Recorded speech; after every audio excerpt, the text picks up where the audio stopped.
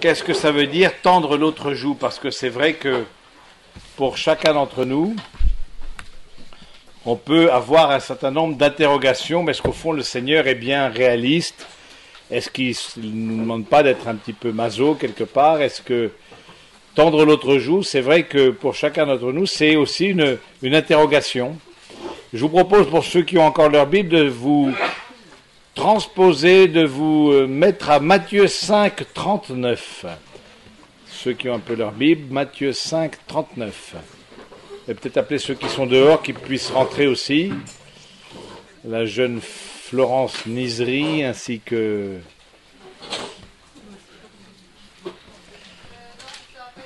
Ah ben, possible, d'accord. Alors, chacun, ceux qui ont des Bibles, vous avez Matthieu 5, 39, c'est bon? Bon. On va dire vous l'avez. Vous avez appris qu'il a été dit, œil pour œil et dent pour dent. Mais moi je vous dis, ne résistez pas aux méchants. Si quelqu'un te frappe sur la joue droite, présente-lui aussi la joue gauche. L'autre joue. Présente-lui aussi l'autre joue. Comment est-ce qu'il faut comprendre cette parole? Premièrement, il y a une mauvaise compréhension de la parole, qui est un sens très littéral, c'est-à-dire que si on vous tape sur la joue droite, vous faites comme ça, et vous dites, tapez-moi là. C'est pas ça. C'est pas la bonne interprétation. On est à Matthieu 5, 39. Donc, et de fait, quand vous vous rappelez Jésus en sa passion, Jésus n'a pas appliqué ce qu'il a dit, puisqu'il a été frappé par le grand prêtre, en Matthieu 26, 67, et qu'est-ce qu'il a dit? Vous vous rappelez qu'est-ce qu'il a dit? Pourquoi me frappes-tu? Pourquoi me frappes-tu? Il n'a pas fait comme ça, ou comme ça. Vas-y, donne-moi, fais-moi mal. Donc c'est intéressant de nous-mêmes de dire que le Seigneur lui-même ne donne pas une consigne technique, comme bien souvent. Si ton œil t'entraîne au péché, arrache-le. Si ta main t'entraîne au péché, arrache-la. Bon, il faut comprendre le sens. Il ne s'agit pas de s'amputer, ça c'est évident. Donc, on peut commencer d'abord par souligner et de voir que si quelqu'un te frappe sur la joue droite et qu'il est en face de toi, il faut toujours les Juifs voient la question concrète. Quelqu'un en face de toi pour frapper sur la joue droite. Comment est-ce qu'il faut s'y prendre? Je suis en face de moi. Si je fais comme ça, non mais c'est la joue gauche. Donc c'est un revers. C'est comme au tennis, c'est un revers de la main. Mais c'est un revers. Bon, donc c'est un revers et pour taper la joue droite, ce qui n'est pas si naturel que ça. Non mais c'est vrai, parce que on veut mettre une claque à quelqu'un, on prend comme ça et paf, allez, prends ça, et c'est la joue gauche. Pourquoi tu swapes la joue droite? Et quand Jésus... Non, mais Jésus n'était pas gaucher, sauf à... Bon, il n'y a rien n'est dit là-dessus. Mais la plupart des personnes sont droitières, bon, il peut être gaucher, mais c'est intéressant que, au fond, que...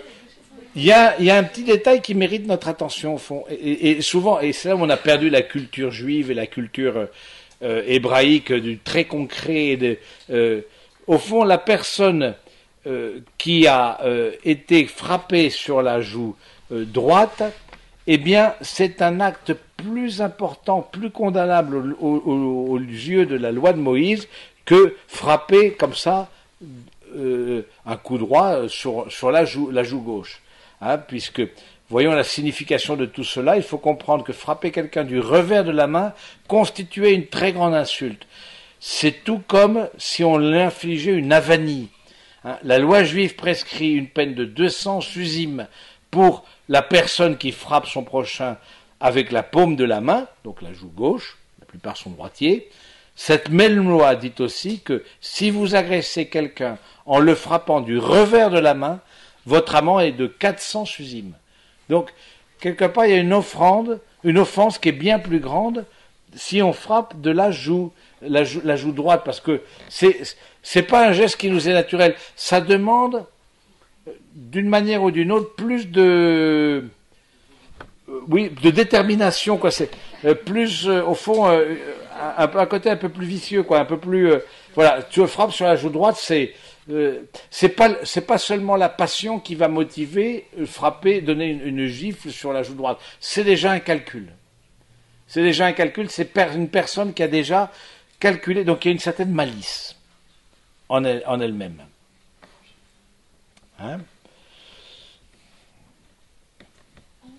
Et ces chiffres montrent que la gravité de l'offense dépendait de la façon dont on frappait. La loi juive, et je m'inspire j'ai regardé un petit peu sur Internet, entretien, au pluriel, chrétien.com, je pense que c'est un site protestant, mais qui fait une très très bonne analyse de la question, et je veux dire, j'ai beaucoup appris en le lisant. Et donc, gifler quelqu'un en étant... la juge considérait que l'action de gifler était une agression qui mérite une sanction monétaire.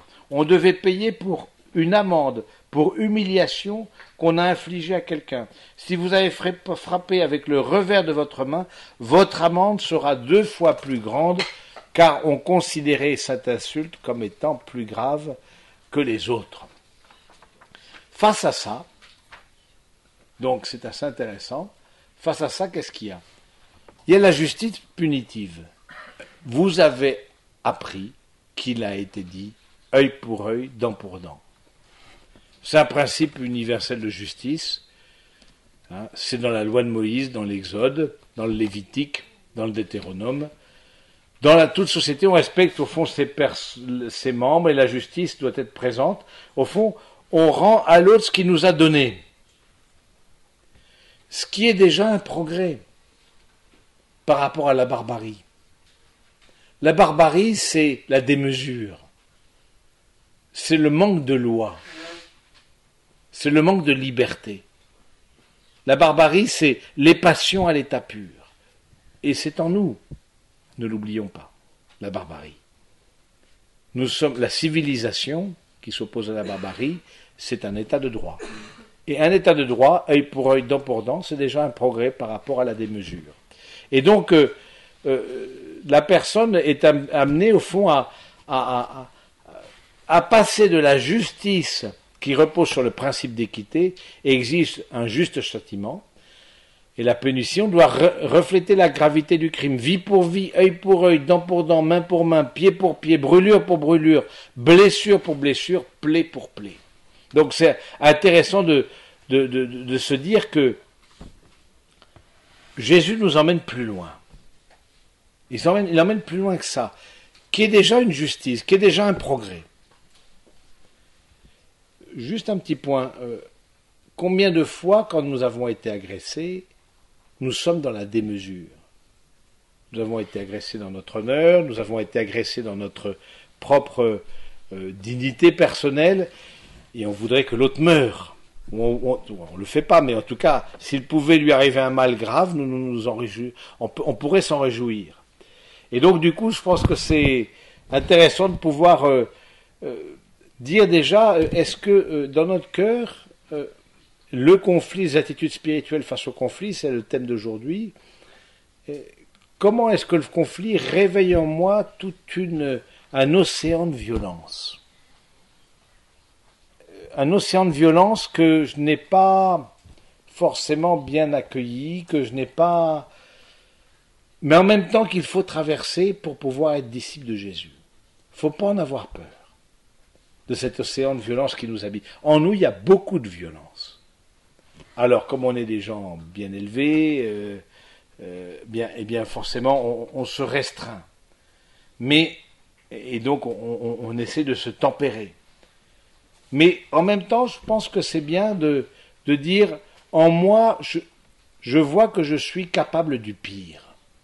Je suis capable du pire parce que précisément, en étant humilié, en étant victime d'injustice, eh bien, je vois que ça réveille dans mon cœur. Et il faut passer par cette colère, il faut passer par cette violence, il faut la nommer. J'ai beaucoup de violence contre toi, ou contre telle personne.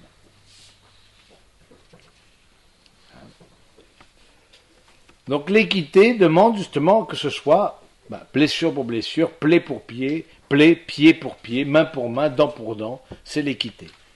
À fond, le principe de la justice qui constitue la base de la loi est appliqué à chaque fois qu'on prononce la sentence dans les cas où il y a verdict de culpabilité.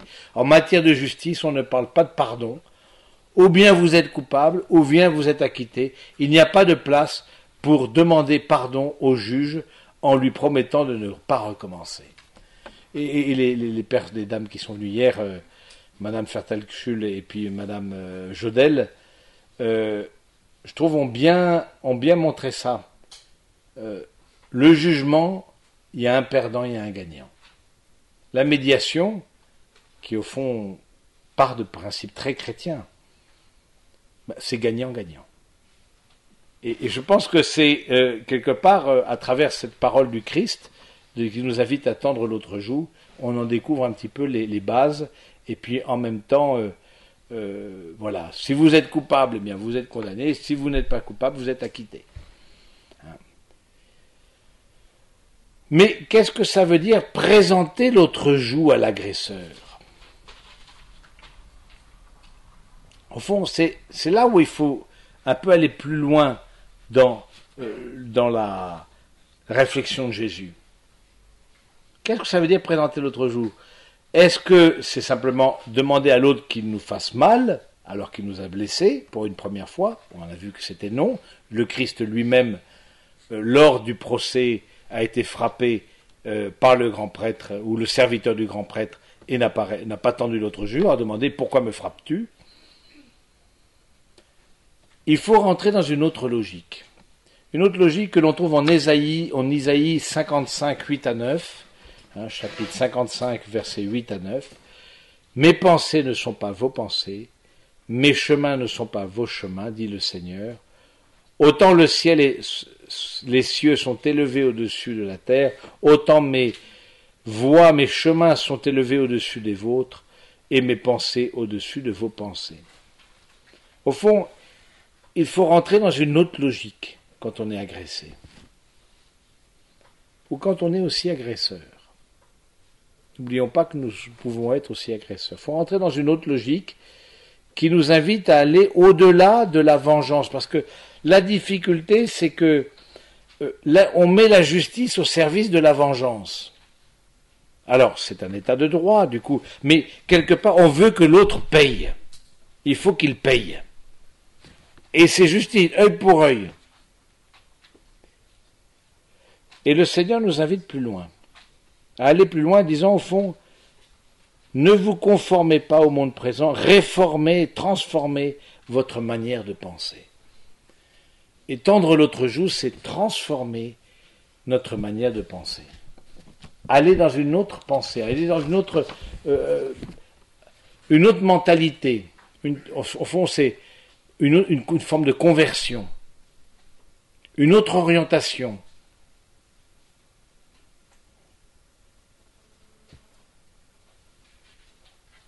Et le Seigneur nous montre en quoi nous avons besoin de changer, en nous donnant ce précepte.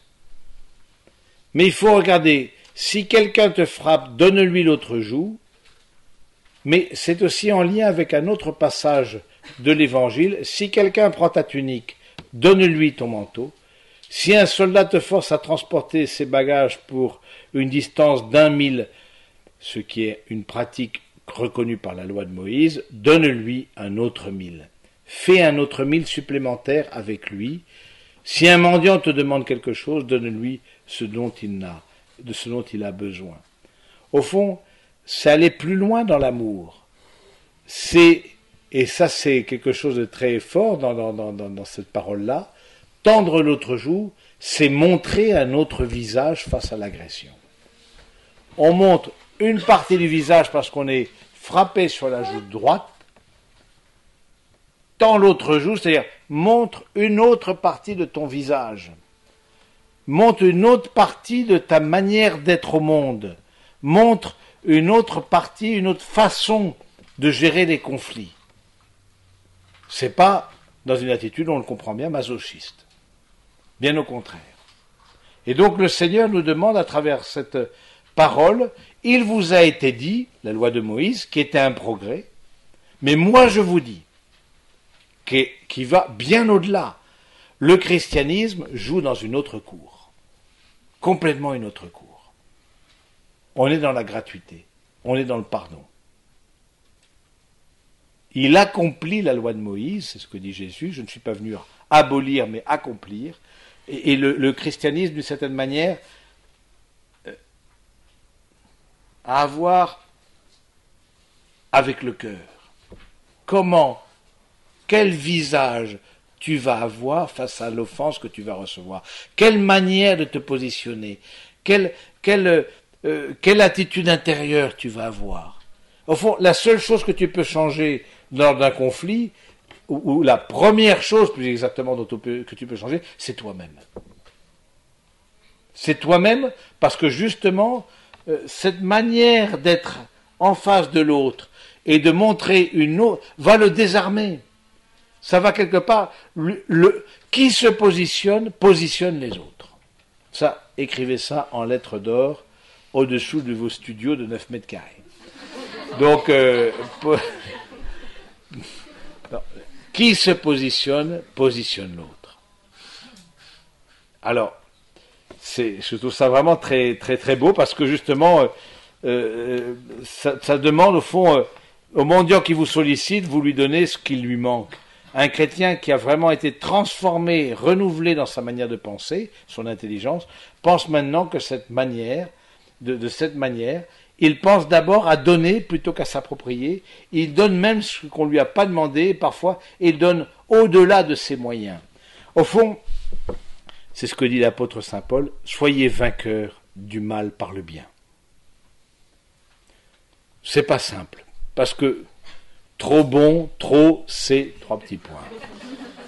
Hein? Donc, et ça c'est la loi du monde. Mais nous, il vous a été dit, mais moi je vous dis. Chaque fois que l'on rentre dans une autre logique, la logique de l'évangile, on rentre dans la logique du Seigneur. On fait confiance à la parole du Seigneur. Moi je vous dis, c'est une parole qui nous est dite. C'est une attitude qui nous est proposée. Faites confiance à cette attitude, même si tout vous dit le contraire. Évidemment, Jésus se situait face à des millénaires de traditions juives. Il vous a été dit. Mais demandons au Seigneur cette confiance et, au fond, à cette force de l'amour et cette manière d'être profondément disposé à accueillir sa grâce pour changer de visage, montrer un autre visage, montrer une autre joue, ça veut dire montrer une autre manière d'être au monde, montrer quelque chose qui est différent. Ne répondez pas au mal par le mal. Et ensuite Jésus qui dit, je vous dis de ne pas résister aux méchants. C'est intéressant ça. Ne pas résister aux méchants. Hier, Madame Donatien nous a dit, voilà, on peut être dans le mode un peu compétitif, voilà, c'est un peu agressif. Tu m'agresses, je t'agresse, et puis c'est une forme d'agressivité mutuelle. Alors, on se dit, est-ce que Jésus, au fond, fait fi de la justice? En disant, ne pas résister aux méchants, parce que, on l'a vu hier, la médiation peut s'appliquer tant que l'ordre public n'est pas troublé. Mais si l'ordre public est troublé, eh bien forcément, là, c'est le juge qui intervient. Parce qu'il est en défense du bien commun, et là, il faut intervenir. Dans les délits et crimes graves, forcément, il faut intervenir. Sinon, c'est l'équilibre de la société qui est mis en difficulté, en fragilité. Mais en fond, le Seigneur ne rend pas caduc ce principe de justice. Il nous dit simplement d'aller au cœur même de la loi de Moïse. Car voyez-vous, Le côté charnel de l'homme a perverti l'application du principe de justice. On a abusé de cette prescription de l'Ancien Testament au point qu'elle servait à justifier la vengeance personnelle. Évidemment, on ne disait pas qu'on cherchait la vengeance, l'esprit de vengeance se déguisait sous le masque d'un semblant de justice. Tu me frappes, je te frappe, tu me voles, alors je te vole. Le principe de justice a subi une telle perversité qu'on l'utilisait pour faire le contraire de ce qu'elle énonce. Ce principe, pensait-on, justifiait que l'on rende le mal pour les mal. Alors Jésus va à l'encontre de cette façon de penser. Ne faites pas cela. Résistez aux méchants. Triomphez du mal par le bien. Attention, et ça je trouve c'est d'instrumentaliser la justice pour assouvir nos passions et notre désir de vengeance. Et on l'a vu dans le témoignage qu'a donné Madame Jodel, hier aussi, de cet homme qui voyait ce garçon un peu comme son fils. Il n'avait pas d'enfant lui-même, et à qui il avait tout transmis, etc. Et dans l'heure, il fallait absolument faire une injonction, il fallait absolument la signer en justice. Dans l'heure. En fait, il voulait se venger. Il voulait se venger. Ce que je comprends, archi comprends. Non, parce que moi je suis pareil, je veux dire, un type me fait ça, je veux dire, bon, si je peux le passer à la moulinette, j'en serais ravi. Donc, mais ça c'est en nous, ça c'est le vieil homme. C'est en vous, c'est en moi. Il y a tout un océan de violence, mais moi je vous dis, nous dit Jésus. Et la parole du Christ est performative. Qu'est-ce que ça veut dire performative ?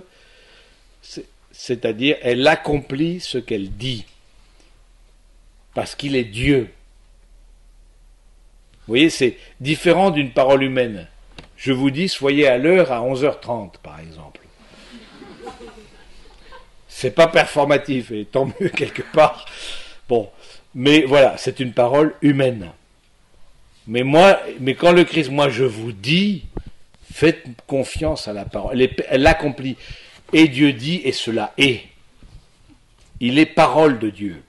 Parole faite chair, et Dieu dit, et cela est. C'est cette même parole que le Père a prononcée au commencement du monde, dans la Genèse.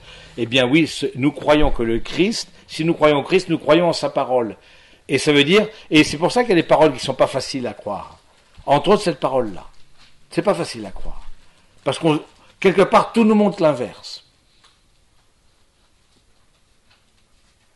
Alors, est-ce qu'on fait vraiment confiance à Jésus ? Est-ce qu'on fait confiance à sa parole ? Est-ce qu'on fait confiance que quand on vous demandera votre chemise, eh bien, donnez votre manteau. Quand on vous demandera de faire 1000, faites 2000 avec votre adversaire.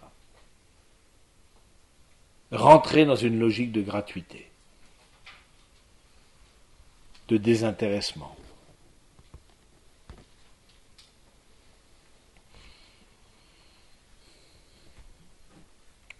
Tout nous montre le contraire.